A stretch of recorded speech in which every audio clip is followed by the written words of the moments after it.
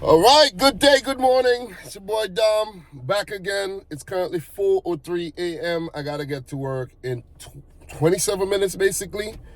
But yeah, I work at the airport. I gotta catch a shuttle bus in about 20 minutes.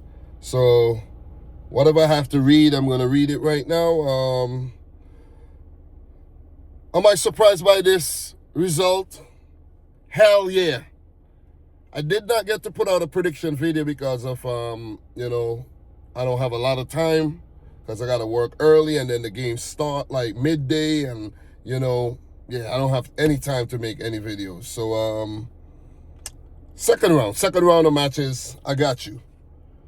But Sweden 5, Tunisia 1, I actually wrote down a 1-1 prediction because I know that Tunisia could be a very, very gritty team and very difficult team to break down, especially at tournaments. And they've showed in the past that, they have enough quality to hold their own at the World Cup. But for Sweden, man, oh my God, jeez. Wow. 5-1. They were clinical on the day. They were ruthless. And look, I did not watch the whole game. I'm talking about from the highlights. They were ruthless.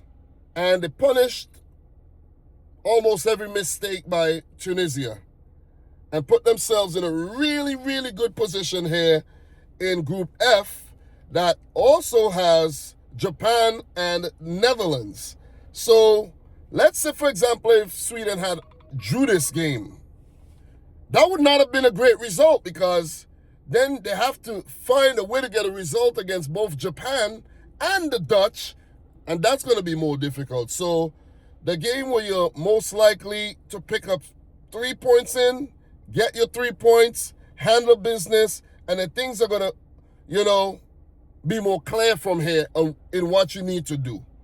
If they manage to get a draw from one of these games against Japan or Netherlands, or even win it, because from what I've seen today, their attack, their defense, and their midfield with a guy like Ayari, I think they could compete against both the Dutch and Japan here. But they needed to take care of business against Tunisia, who, it looked like they tried, but a lot of the goals that Sweden scored could have been prevented. And, it's an uphill road from here for Tunisia. I know they may fancy getting something from Japan, but it's going to be tough. Anything could happen, though. Anything could happen. But 5-1, that deficit, that goal difference, yeah, it ain't looking good for Tunisia. It's not looking good for Tunisia. So Yasin Ayari in the 7th minute after Gyökeres' shot was cleared off the line. That was a peach of a goal. That's a worldie by Yasin Ayari, the Brighton man. Alexander Isak in the 30th minute, really good goal from the left side of the goal. Cutting in, smashing past the goalkeeper. Omar Rekik, I think that's Omar Rekik. He scored in the 43rd minute, really good ball in by Hannibal Mejbri. And Tunisia were back in the game. They were back in the game. But that mistake by Skiri, the captain, gives Switzerland a bigger margin where the ball was played out by the goalkeeper. Skiri did not look around, trying to dribble himself out. And Alexander Isak stole the ball, passed it to Gyökeres, who was heavily involved up until that point, and and scored a well-deserved goal to put Sweden 3-1 up. So Svanberg, I think he came off the bench, if I'm not mistaken, and he headed in. That goal was given offside, but on VAR review, it was onside. And the last goal there by Ayari, that was another peach of a goal. That was another worldie. And I did not realize he could actually play for Tunisia. The first goal, he didn't celebrate, but this time around, he did celebrate a bit. And well-deserved goal, man. And that's a big victory for Sweden. That is a statement win for Sweden. I think I better get driving now. That is a statement win. That is a statement win. Because you hand the business against a team that, you know, you're more likely to pick up 3 points against, and things, you know, as I mentioned earlier, could only get clearer from here. So, in terms of the Group F matches, the next matches, Sweden play the Netherlands next Saturday, and Japan play Tunisia. Sweden needs something from this game. They definitely need something from this game. And big up to Graham Potter as well. You know, he must feel proud. You know, Graham Potter teams play a very attractive style of football. And it's crazy that he's managing the Swedish national team now, because I think that's where his career actually took off with that, you know, I can't remember the club's name right now. If you remember the club name, let me know down below. But yeah, he's well familiar with the with Sweden. So big win.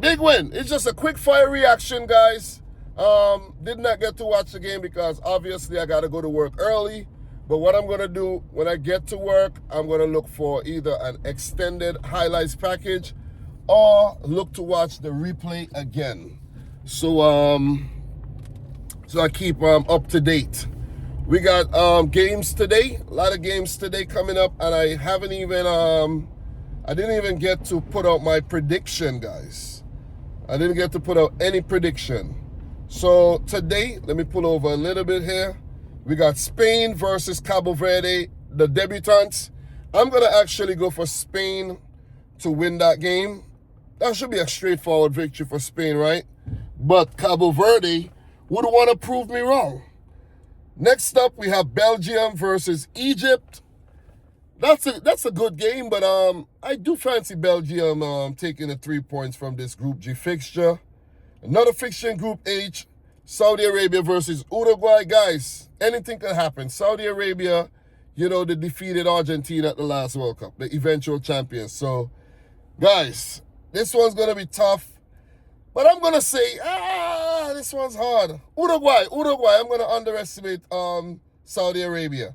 And we have Iran versus New Zealand coming up in Group G at 9 p.m. I'm going to say, oh man, this one's tough. I'm going to say a draw. I'm going to say a 1-1 draw. Tomorrow will be a lot better because the game starts at 3. So I'm going to do a live stream tomorrow for sure. Try to predict those games. But for the second round of matches, guys, I'm going to actually be way ahead and put out some prediction videos. You know, I'm going to do prediction videos by groups. So I'm going to go with Group A, you know, talk about, you know, Mexico and Group B and so on, and put together a nice prediction package. But guys, congratulations to Sweden. That's a really good start to the World Cup. They put themselves in a really good position to get out of the group now. All they need to do is to get something against one of Japan or the Dutch. So I'm your boy Dom. Subscribe if you're new. Like the video if you haven't yet done so. Let me know your thoughts down below. Any big talking points that I actually missed because I did not watch the game. And until next time, peace out. Rich Squad. I know you guys are going to be like, oh, Dom, don't drive and make videos. Listen, this is the only time I got, man. This is the only time I got. Sorry. All right. See you in the next vid.